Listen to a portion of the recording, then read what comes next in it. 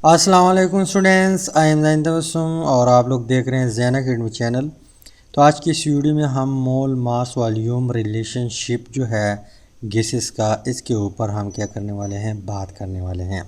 अब ये इतना बड़ा टॉपिक नहीं है, इसको आप ख़ुद भी सीख सकते हैं, लेकिन यहाँ पे हमारा कोर्स चल रहा है, इसी वजह से हम किसी भी टॉपिक को छोड़ नहीं सकते। तो इस टॉपिक में आप लोग के कोर्स में इस तरह गुब्बारे लिए हुए हैं। यहाँ पे मैं क्या करता हूँ, इस गुब्बारे में हाइड्रोजन गैस डालता हूँ, लेकिन कितना डालता हूँ ये मैं बाद में बताता हूँ। इसके अलावा इसमें यहाँ पे ऑक्सीजन गैस है और इसमें कार्बन डाइऑक्साइड गैस है। तीनों गैसेस है, क्या है, तीनों गैसेस है। लेकिन तीनों को हम क्या करते हैं, एसटीपी कंडीशन में रखते हैं, एसटीपी कंडीशन में। अब एसटीपी कंडीशन क्या है, मैंने पहले भी आप लोगों को बताया था कि एसटीपी का मतलब है स्टैंडर्ड टेम्परेचर प्रेशर। अब स्टैंडर्ड टेम्परेचर और प्रेशर कितना है, यहाँ पे स्टैंडर्ड प्रेशर जो है ये है 180 एम, 180 एम। तो हम इस गुब्बारे का जो प्रेशर रखेंगे वो 180 एम होगा। इसके अलावा इस गुब्बारे का जो प्रेशर हम रखेंगे वो 180 एम होगा और यहाँ पर भी यही केस है, राइट। प्रेशर जो है 180 एम। इसके अलावा टेम्परेचर जो है T, ये 273 केल्विन है।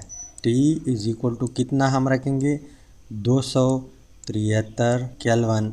यहाँ पे T 273 केल्विन और यहाँ पर भी T 273 केल्विन। अब यहाँ पे रिलेशनशिप की तरफ आते हैं।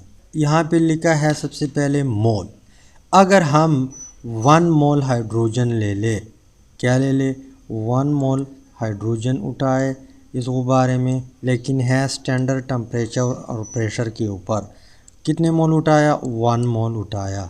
इसके अलावा ये भी 1 मोल, तो मोल के लिए मैं शॉर्टकट क्या लिखता हूँ, m लिखता हूँ। और यहाँ पे आप लोग के कोर्स में n यहाँ पे दिया हुआ है कि नंबर ऑफ मोल, यहाँ n मीन्स नंबर, यानी कितने नंबर है, इस तरह n दिया हुआ है।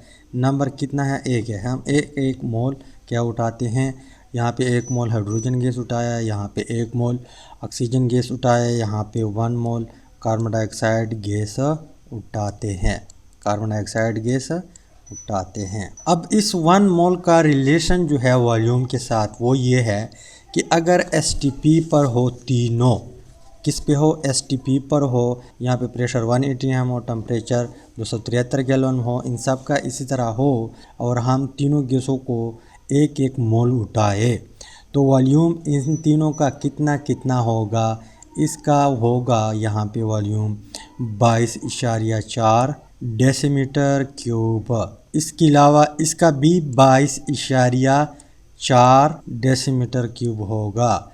इसके अलावा इसका भी 22.4 डेसीमीटर क्यूब होगा। यानी कहने का मतलब ये है कि 1 मोल एनी गैस, 1 मोल यहाँ पे नोट करें, 1 मोल एनी गैस, कोई भी गैस है, उसका जो वॉल्यूम होगा एसटीपी के ऊपर वो कितना होगा, 22.4 डीएम क्यूब।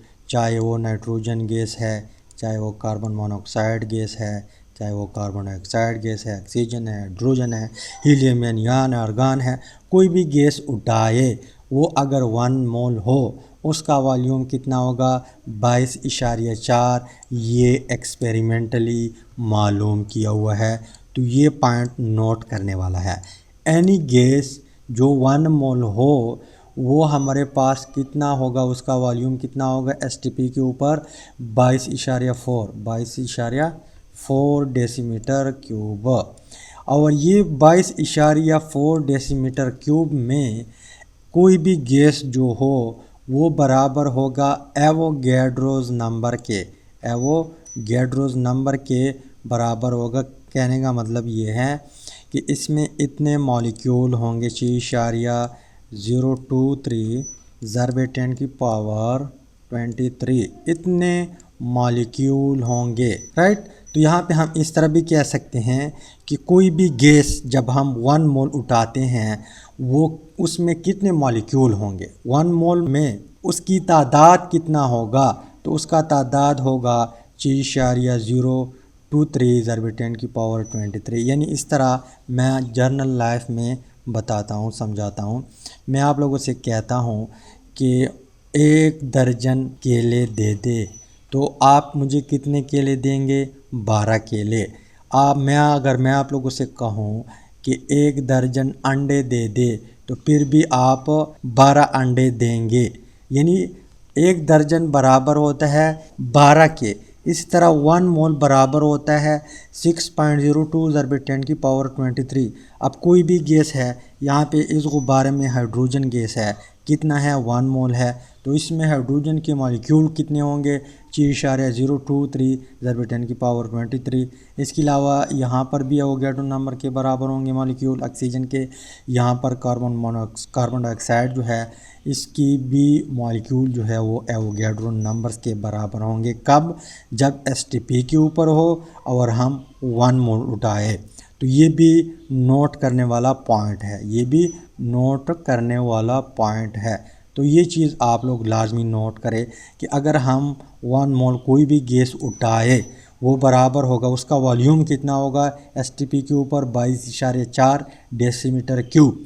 इसके अलावा अगर हम 1 मोल यहाँ पे कोई भी गैस उठाए, उसका वॉल्यूम तो इतना होगा, लेकिन उसमें मॉलिक्यूल कितने होंगे? उसमें मॉलिक्यूल होंगे 6.023 ज़रब 10 की पावर 23। ये पॉइंट नोट कर। इसके अलावा मास डिफरेंट हो सकता है, मास बराबर होता है। यानी अगर हम 1 मोल क्या ले ले? हाइड्रोजन गैस उठाए, 1 मोल हमने हाइड्रोजन गैस उठाया, तो इसका मास कितना होगा? इसका मास होगा मॉलिक्यूलर मास के बराबर। यानी एक हाइड्रोजन का मास जो बनता है वो है 1 ग्राम। अगर 2 मॉलिक्यूल में 2 हाइड्रोजन है, तो इसका मास कितना होगा? 2.02 ग्राम है। लेकिन राउंड ऑफ कर हम लिख सकते हैं कि इसका मास जो मॉलिक्यूलर मास बनता है वो है 2 ग्राम। कितना? 2 ग्राम। अब इसका 2 ग्राम बनता है, यहाँ पे जो मास है इसका 2 ग्राम है हाइड्रोजन का।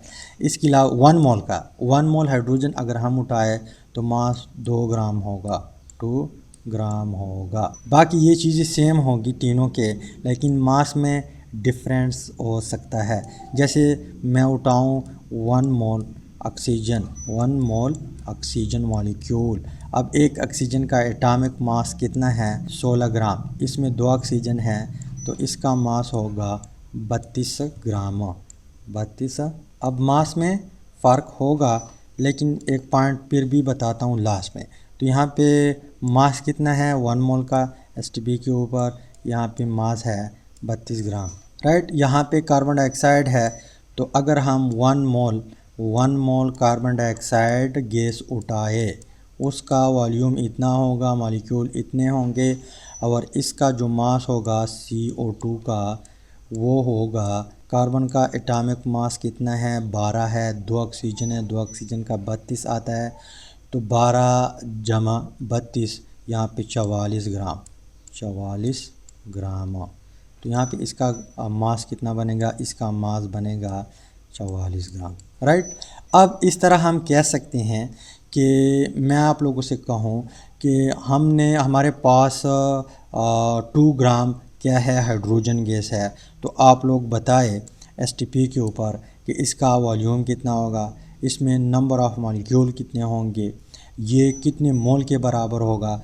तो सिंपली आप कह सकते हैं कि अगर हमारे पास किसी सिलेंडर में या किसी गुब्बारे में 2 ग्राम हाइड्रोजन गैस हो, तो वो 1 मोल के बराबर होगा। इस तरह आप लोग कह सकते हैं। इसके अलावा इस तरह भी कह सकते हैं कि अगर हमारे पास 2 ग्राम हाइड्रोजन गैस है, तो उसका वॉल्यूम जो बनेगा वो कितना होगा? इतना वॉल्यूम इसका बनेगा।